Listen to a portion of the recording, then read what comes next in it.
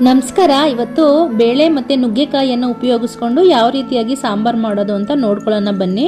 ಇಲ್ಲಿ ಮೊದಲಿಗೆ ನಾನು ಬೇಳೆ ಮತ್ತು ಮಸೂರ್ ದಾಲ್ ಎರಡನ್ನೂ ಸಹ ನೀಟಾಗಿ ತೊಳೆದ್ಬಿಟ್ಟು ನೆನೆಸಿಟ್ಕೊಂಡಿದ್ದೀನಿ. ಅದಾದ ನಂತರ ಬೆಳ್ಳುಳ್ಳಿ, ಕರಿಬೇವಿನ ಸೊಪ್ಪು, ಒಂದೆರಡು ಟೊಮೊಟೊ, ಹಾಗೆ ಸ್ವಲ್ಪ ಕೊತ್ತಂಬರಿ ಸೊಪ್ಪು ಮತ್ತು ಒಂದು ಚಿಟಿಕೆ ಅರಿಶಿನ ಹಾಕ್ಬಿಟ್ಟು ಒಂದೆರಡು ವಿಸಲನ್ನು ಬರ್ಸ್ಕೊಳ್ಳೋಣ. ಬೇಳೆ ಚೆನ್ನಾಗಿ ಬೆಂದಿರಬೇಕು. ಬೇಳೆ ಚೆನ್ನಾಗಿ ಬೆಂದಿದೆ ಅಂತ ಹೇಳಿದ್ರೆ ಸಾಂಬಾರು ತುಂಬ ಚೆನ್ನಾಗಾಗುತ್ತೆ. ಮತ್ತು ಸಾಂಬಾರಿಗೆ ಸ್ವಲ್ಪ ಬೇಳೆನ ಜಾಸ್ತಿನೇ ಹಾಕೋಬೇಕಾಗುತ್ತೆ. ಬೇಳೆ ಜಾಸ್ತಿ ಇದ್ದರೆ ಸಾಂಬಾರು ಚೆನ್ನಾಗಾಗುತ್ತೆ. ಇವಾಗ ಬೇಳೆ ಎಲ್ಲ ಬೆಂದಿದೆ. ಬೆಂದಿರ್ತಕ್ಕಂಥ ಬೇಳೆಗೆ ಸಾಂಬಾರ್ ಈರುಳ್ಳಿ, ಹಾಗೆಯೇ ಒಂದು ಬದನೆಕಾಯಿ, ಒಂದು ಆಲೂಗಡ್ಡೆ, ಒಂದು ಕ್ಯಾರೆಟನ್ನು ಇಲ್ಲಿ ಸೇರಿಸ್ಕೊಳ್ತಾ ಇದ್ದೀನಿ. ಹಾಗೆ ನುಗ್ಗೆಕಾಯಿಗಳನ್ನು ಸಹ ಸೇರಿಸ್ಕೊಳ್ತಾ ಇದ್ದೀನಿ. ಬೇರೆ ಯಾವುದೇ ತರಕಾರಿ ಬೇಕು ಅಂತ ಹೇಳಿದ್ರು ಸಹ ಸೇರಿಸ್ಕೋಬಹುದು. ನುಗ್ಗೆಕಾಯಿನೇ ಜಾಸ್ತಿ ಹಾಕೊಳ್ಳೋದ್ರಿಂದ ತರಕಾರಿ ಅವಶ್ಯಕತೆ ಇಲ್ಲ.